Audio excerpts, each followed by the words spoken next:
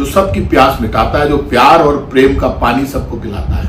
चाहे घर टूटा हो, चाहे फूटा हो, चाहे हवेली छोटी हो, चाहे खुद को खाने के लिए मिले या नहीं मिले, लेकिन सबकी सुनता है। जो दलित, शोषित, पीड़ित और जो सबसे पीछे खड़ा होकर दर्द के लिए पुकारता है, उसके दर्द को मिटाने के लिए निकलता है, खुद अपनी गर्दन कटवा लेता है, लेकिन गांव में चौराहे पर, चौक पर खड़ा होकर खुद मरने की ताकत रखता है।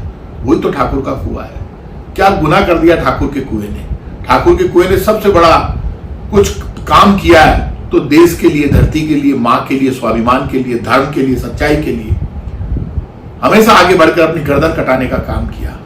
तो ऐसे में हम उसको गलत बताना चाहते हैं, जो हमेशा सबके लिए जीता है, सबके लिए मरता है, जो जाति और धर्म से ऊपर उठकर अपने गांव के लिए, अपने देश के लिए, अपनी मां बहन बेटी के सम्मान के लिए लड़ता और मरता है, वही तो ठाकुर का कुआं है।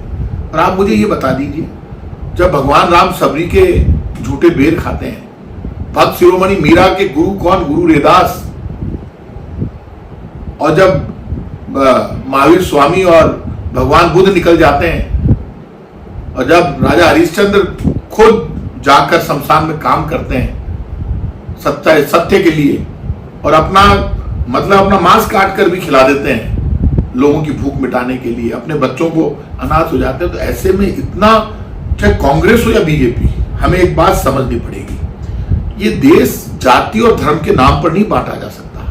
ठाकुर का कुआं तो ऐसा है जहां जाट, राजपूत, ब्राह्मण, बनिया, एसटी, एससी सब मिलकर उसको अपना मानते हैं। पहला हक ठाकुर के कुएं पर किसी का है तो गांव का है, सबका है। जहां अगड़े की पिछड़े की बात नहीं होती, वही तो ठाकुर का कुआं है। तो ऐसे में रणभूमि पर जो मर जाए, मिट जाए, जो आज भी ये कहे कि मैं रहूं या नहीं रहूं, मेरा देश रहना चाहिए, वही ठाकुर का कुआं है। लेकिन मैं सबसे हाथ जोड़कर विनती करूंगा, इस राजपूताना की धरती पर जहां बलिदान और शौर्य का इतिहास लिखा गया, जहां महाराणा प्रताप ने एक ही बात कही कि सब जाति धर्म को साथ में लेकर लड़ूंगा, मरूंगा, लेकिन झुकूंगा नहीं, तो उनकी सेना का सेनापति एक मुसलमान पठान हाकिम का सूरी बना, एक भामाशाह वैश्य समाज के व्यक्ति बने, एक पुंजा भील भीलों के सरदार बने, एक भामाशाह वैश्य समाज के बने, 4 सेनापति बने, और देश और धर्म की लड़ाई महाराणा प्रताप ने लड़ी। तो यहां झगड़ा महाराणा प्रताप या महाराजा सूरजमल का नहीं है। यहां झगड़ा इस बात का हो गया कि हम अपनी राजनीति को चमकाने के लिए झूठी बात यदि सदन में, विधानसभा और लोकसभा में खड़े होकर बोलते हैं, तो ये देश के साथ धोखा है।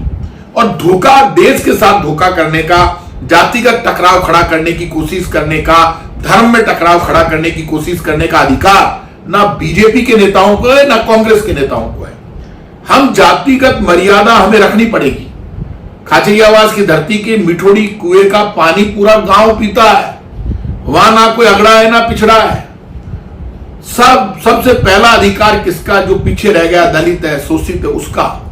तो यहां ना किसी जाति का टकराव है, ना अगड़े और पिछड़े का है। यहां सिर्फ राजनीति चमकाने के लिए जो लोग गलत भाषा का प्रयोग कर रहे हैं, उनको समझ लेना चाहिए, ये राजस्थान की भाषा नहीं है, ये प्यार और प्रेम की भाषा नहीं है। इस भाषा से अलग निकलिए। हमारा प्यार और प्रेम बना रहना चाहिए। हमारा राजस्थान और हिंदुस्तान जातिगत टकराव से और धर्म के टकराव से ऊपर उठकर तिरंगे के लिए आगे बढ़ना चाहिए। इसलिए मैं सबसे कहूंगा, प्लीज रिक्वेस्ट है, ऐसे किसी को टारगेट मत करो। सबका सम्मान करना सबकी जिम्मेदारी है। जय हिंद।